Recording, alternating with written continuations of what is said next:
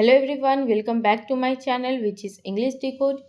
दोस्तों, आज फिर से एक नई कहानी लेकर आई हूँ। आज की कहानी एक मॉडल शॉर्ट स्टोरी है। इस कहानी के माध्यम से मैं आपको बताऊंगी इंग्लिश के बहुत सारे वर्ड्स जो इस स्टोरी में यूज़ किए गए हैं, और इसके साथ साथ हम इंग्लिश के कुछ ऐसे स्ट्रक्चर्स के बारे में भी जानेंगे जो कि आपके लिए बहुत ही इंपॉर्टेंट होने वाले हैं। तो चलिए बिना किसी देरी के शुरू करते हैं। देखिए, सबसे पहले देखते हैं हमारे स्टोरी का टाइटल, जो कि है द म्यूजिकल वुल्फ, यानी कि गाना गाने वाला या म्यूजिक गाने वाला, सुनाने वाला भेड़िया। क्या है कहानी, चलिए देखते हैं।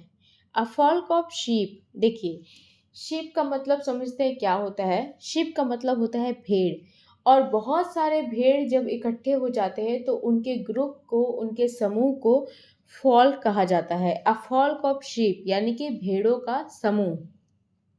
वर grazing in a meadow by the edge of a forest. देखिए, ग्रेस का मतलब होता है चरना। जब भी कोई जानवर घास चरता है तो घास चरने को इंग्लिश में ग्रेस कहते हैं। ग्रेजिंग यानी कि चर रहे थे।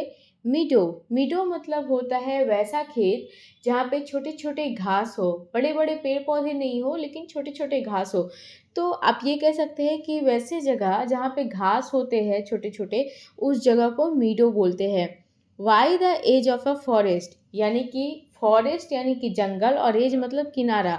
तो जंगल के किनारे से लगे हुए मीडो में बहुत सारे शीप या फिर भेड़ों के समूह क्या कर रहे थे, घास चर रहे थे। सून, जल्द ही, इट वॉज इवनिंग, जल्द ही शाम हो गई। इवनिंग मतलब शाम। And they started to move for their home. They started to move मतलब वो लोग मूव करने के बारे में सोचे, वे लोग जाने के बारे में सोचे। कहाँ? फॉर देयर होम, अपने घरों में। As the folk went on, जैसे ही पूरा समूह वेंट ऑन हुआ यानी कि जाने लगा। अ स्मॉल लैम्प, यानी कि एक छोटा सा लैम्प, एक लैम्प का बच्चा जो छोटा सा था। लैग बिहाइंड, लैग बिहाइंड मतलब क्या हुआ, पीछे छूट जाना। मतलब वो छोटा बच्चा था और वो इतने धीरे धीरे चल रहा था कि वो लैग बिहाइंड हो गया, वो पीछे छूट गया। अ उल्फ, एक भेड़। सॉ द लैम्प, भेड़ के बच्चे को देखा। सॉ यानी कि देखना। देखिए, सी का मतलब होता है देखना। चूंकि ये स्टोरी पास्ट में है इसलिए यहाँ पे सॉ का इस्तेमाल किया गया है, जो कि सी का सेकेंड फॉर्म है। सॉ द लैम्प, लैम्प को देखा। फ्रॉम अ डिस्टेंस, कुछ दूरी से या फिर दूरी से। डिस्टेंस मतलब क्या होता है, दूरी। एंड थॉट, सोचा। थॉट यानी कि सोचना। आह, इट्स माई डिनर टाइम, मेरे डिनर का यानी कि रात के भोजन का टाइम है। या फिर उसने क्या सोचा, लैम्प को देखकर, oh it's my dinner time, मतलब मेरे रात के खाने का व्यवस्था हो गया, मेरे रात के डिनर का ये भोजन है। I will go and get the lamp, that lamp for dinner. अब देखिए, I will go and get that lamp, मैं जाऊंगा और उस लैम्प को पा लूंगा, यानी कि उस लैम्प को पकड़ लूंगा। फॉर डिनर, रात के खाने के लिए। सो द उल्फ रैन, दौड़ा। भेड़ क्या किया, दौड़ा। रन यानी कि दौड़ना। And caught the lamp, lamp को पकड़ लिया। कॉट यानी कि पकड़ना। जस्ट वेन, तभी।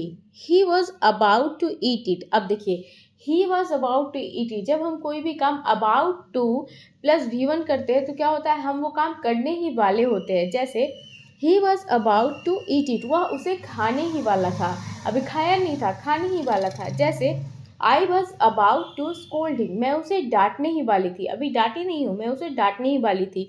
तो जब भी हम कोई काम अबाउट टू प्लस V1 में करते हैं तो हम वो काम करने ही वाले होते हैं।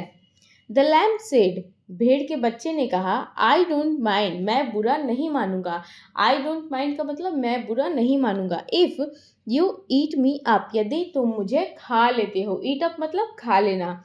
But I think I have a right, लेकिन मैं सोचता हूँ। आई थिंक यानी कि मैं सोचता हूँ। आई हैव अ राइट, मेरा हक है। क्या हक है?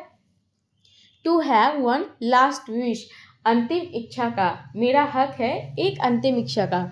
अब देखिए कैसे लैम ने बड़ी ही बहादुरी से अपनी जान बचाई।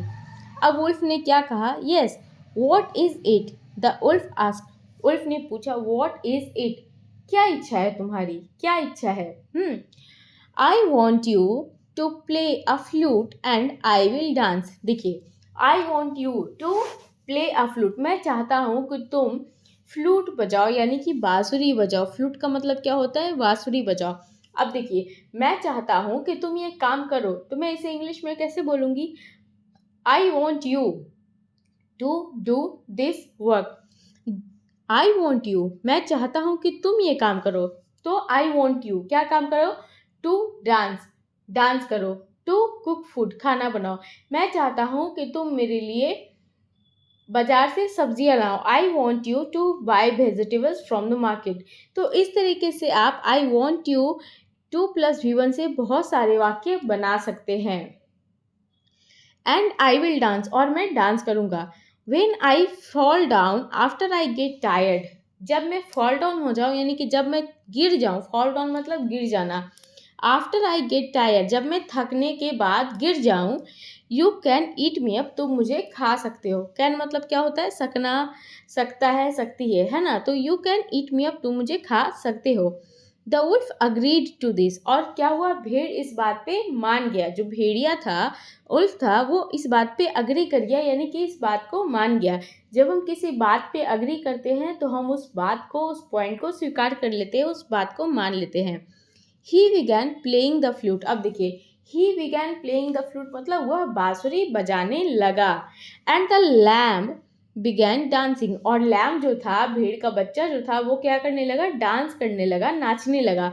सम शीफर्ड डॉग्स हर्ड द फ्लूट, अब देखिए, शीफर्ड डॉग्स का क्या मतलब हुआ? डॉग्स यानी कि कुत्ते, और शीफर्ड डॉग यानी कि गड़ेड़िए के कुत्ते। अब गड़ेड़िए किसे कहते हैं?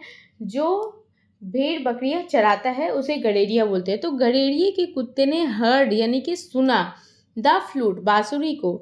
And came to the spot, और उस जगह पे पहुंचा। स्पॉट मतलब क्या होता है? जगह।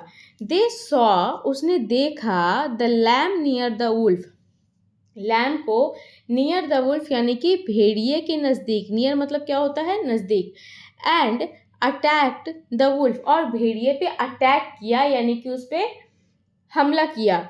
द उल्फ रैन ऑफ, अब देखिए, द उल्फ रैन ऑफ मतलब भेड़िया भाग गया। टू सेव हिज लाइफ, अपनी जान बचाने के लिए क्या हो गया? रैन ऑफ हो गया, मतलब वहां से रफू चक्कर हो गया, भाग गया। एंड थॉट, सोचा, what a fool I was, कितना मूर्ख था मैं, कितना बेवकूफ था मैं। तो इस बात को इंग्लिश में कैसे बोला? What a fool I was, what a fool I was to think that a hunter like me could be a musician.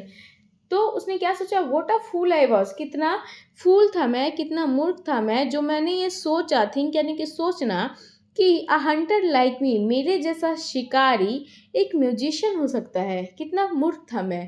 तो दोस्तों, ये थी आज की हमारी कहानी। यदि इस कहानी से आपको कुछ सीखने को मिली हो तो प्लीज़ इस वीडियो को अपने दोस्तों के साथ शेयर कीजिए, ताकि उन्हें भी कुछ सीखने को मिले। आज के लिए बस इतना ही। चलिए मिलते हैं नेक्स्ट वीडियो में।